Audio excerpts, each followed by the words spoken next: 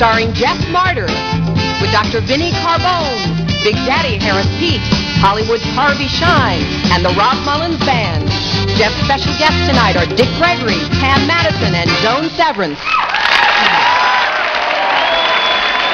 Ladies and gentlemen, Jeff Marder.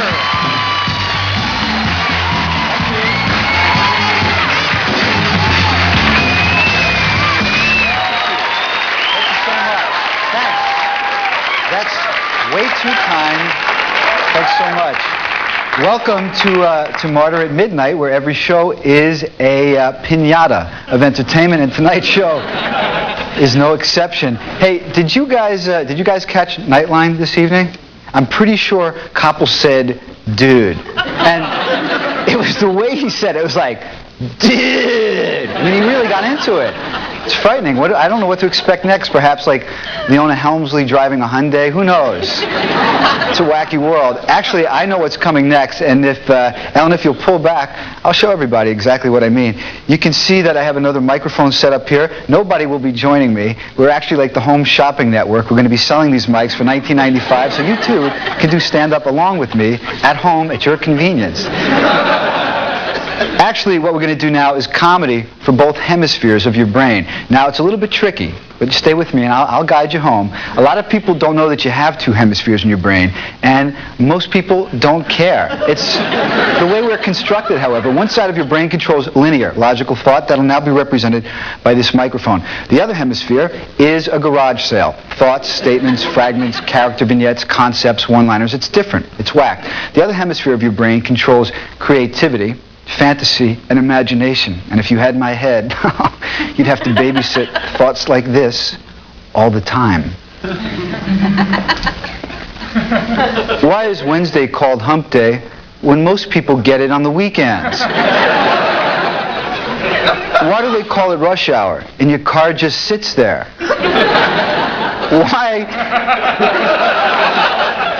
Why is easy listening music so hard to listen to? Now, here's the rule, and there's only one. Well, there's two. Laugh when I walk over there. And when I walk over there, it will have absolutely nothing to do with anything being discussed from this microphone. Now, it's different. Granted, I started this about 1,000 years ago. My friend said, "Jeff, we think you're going through an identity crisis." That's what they said, and my gynecologist told me, if they say that, they are not your friends. And he's right, because friends would support you when you're ovulating. Now, treat yourself, he added parenthetically, to a good gynecologist. I don't even know what that means, but it's working. To a good gynecologist and a good dentist, because that's our second and least favorite office visit that we encounter while we're wearing a body. Now, I knew the dentist was number one, intuitively, because an hour before the dentist, I'm brushing, flossing, water picking, sandblasting, jackhammering, whiteout, anything to make up for months of dental neglect, because you know when you go in there, it's confession. You cannot lie to the guy. That's his gig. He knows. "Forgive me, doctor. It's been 80 months since my last checkup. Will I go to hell?" He pulls out the drill. "No. It's just going to feel like it." I must have hit a nerve. I don't know if he's filling a cavity or putting up shelves. I swear to God, you can go in for braces, walk out with an entire entertainment complex in your face. He told me I grind my teeth at night. So now before I go to sleep, I fill my mouth with hot water and coffee beans and set my alarm for 7:30.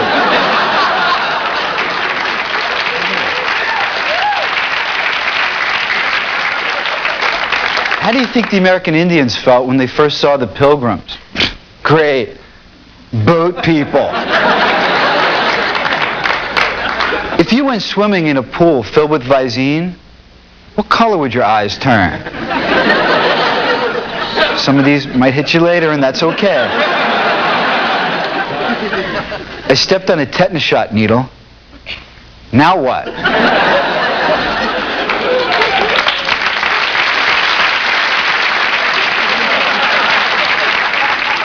If women ran the Pentagon, would missiles be shaped differently?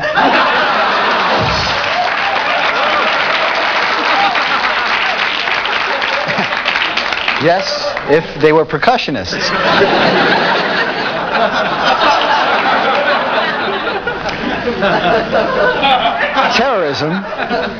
Terrorism, I got a beat on last year. I was watching the Olympics. You know, I was just kicking back with a big bowl of salted paint chips and steroids. And I'm thinking, whew, I'm stuffed. Then I thought, what we need to do is get official sponsors for terrorists. Because right now when someone hijacks a plane, it's tremendous media attention, but nobody wants to be involved with it. So if you had the corporate bucks behind it, then it changes it all. Then it's like a global commercial. Bands are playing, hot dogs for the kids, eyewitness news cameras stacked on the runway, all for the plug.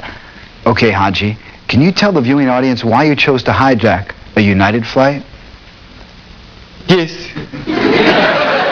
Yes. I hijack United flight because United flight to most cities every day. Friendly skies, special meals. Here's how you stop terrorism at no expense. Now, it's a bit more conceptual. Let all of us civilians bring bombs and guns on the plane. That fast, your problem's over. Some character stands up. Okay, man, I got a gun. We're going to Cuba. Some grandmother stands up out of the smoking section. Pardon me. 3 pounds of dynamite says, we're going to Fort Lauderdale.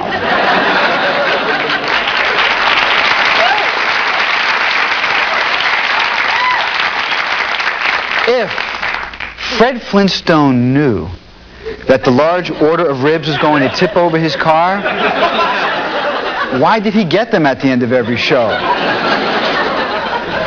If you have a funeral at night, do all the cars have to turn their lights off? Create more business.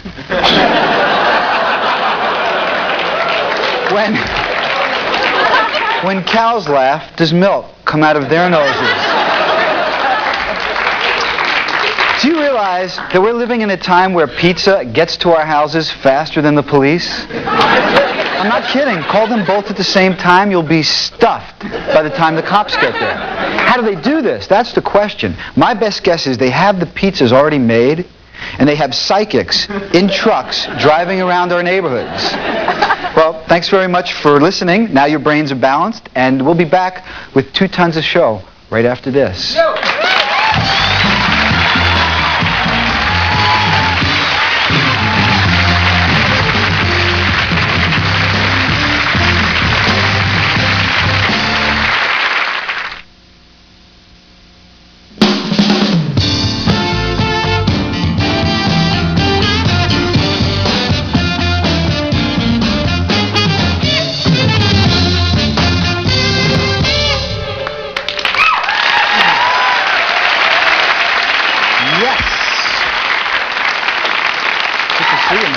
Thank you. Well, Harris, you can tell me honestly, what did you think of the monologue? It was okay. I mean, you know, I've heard those jokes for 8 years. I mean, come on, relax. You got the job. They liked it. That's all that's important, right? Can we get to my stuff now? Yeah, I should introduce you folks to Harris Pete. We like to call him Big Daddy Harris Pete.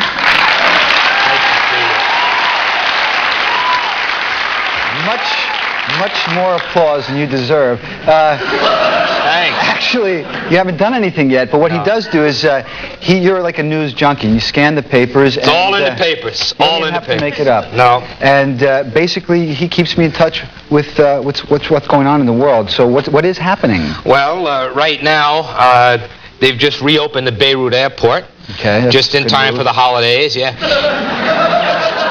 Hey, honey, you want to cancel those Maui plans? We're going to Beirut.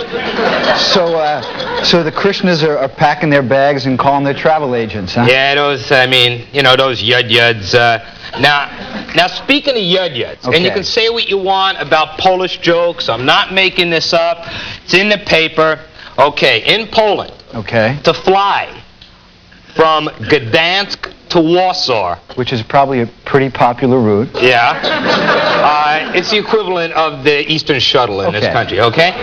To fly. It's owned by Donald Trumpsky, I think. Donald Trumpsky. So anyhow, to fly from Gdansk to Warsaw cost 5,000 zlotys.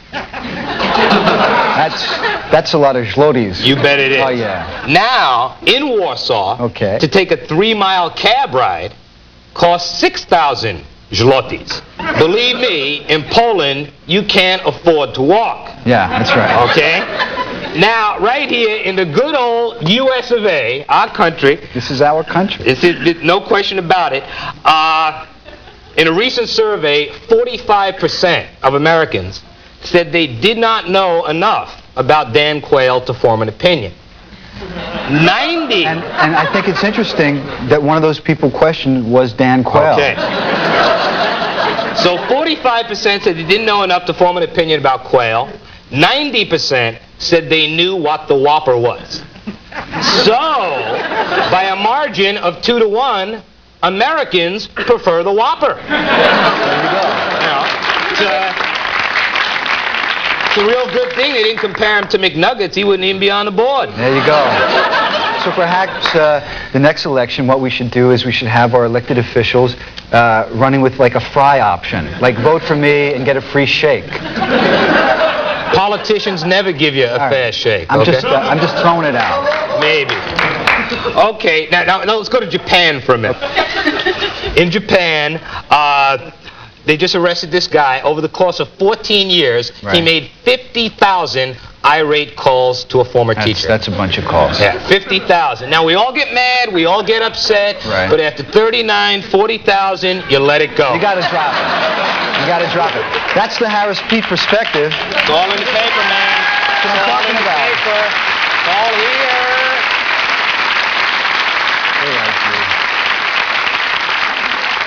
Harris, I'm going to bring out our first guest now. Okay. And you're going to like this a lot. One of the beautiful things, I think, about having your own show is you can pass a magazine rack, and if you see someone that catches your eye, you go, book them. And my next guest, you've seen her probably on some of her episodic work, and she's been featured in several motion pictures. More importantly, she's the... She's going to be on this show? She's going to be sitting right next to you, Harris. Oh, good. I like that. Yeah. That's my kind of woman. Yes, it is. I hope you brought a change of clothes. Please welcome the lovely and talented Joan Severance, folks.